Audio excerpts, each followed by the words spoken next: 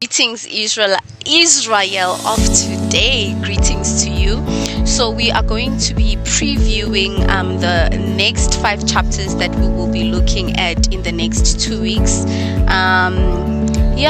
The main underlining trend, the common denominator in all these 5 chapters is we get to see how obedience is directly tied to prosperity. Obedience to what, you may ask? Obedience to the law of God. As they were journeying from Egypt to Canaan, right, there were things that the Lord had told them, ways in which they should walk.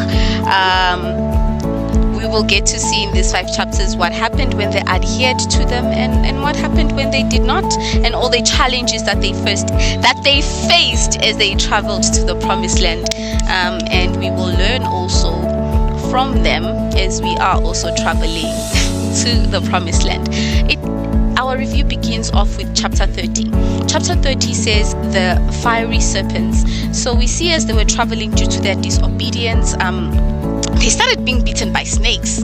Not just any snakes. These snakes were angry and they were horrible, it even led to death.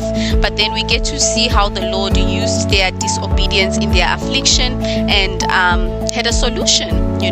Moses was told to put make a serpent from brass so that whoever looks upon it may live. We will delve more into that in our discussion next week. And then chapter 31, we meet a man called Balaam.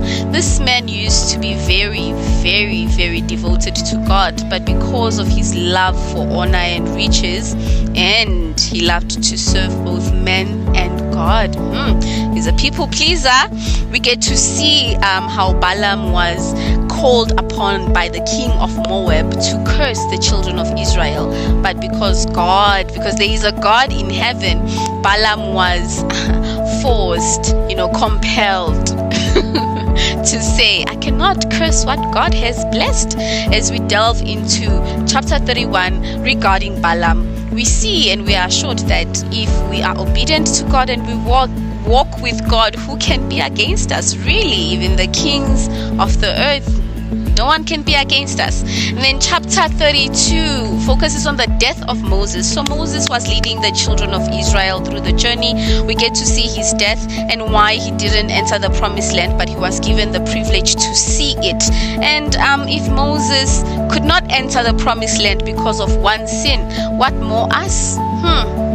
Food for thought. And then chapter 33, we meet Joshua, right? Joshua is a successor to Moses. He comes to lead the children of Israel after Moses' death. We get to see his character and the things we should admire and cultivate that are in Joshua's character. And in chapter 34, right? Chapter 34 focuses on the kings. We get to meet King Samuel and King Saul, the difference in their dispositions. And after reading the chapters, you decide if you are going to be King Samuel or Saul.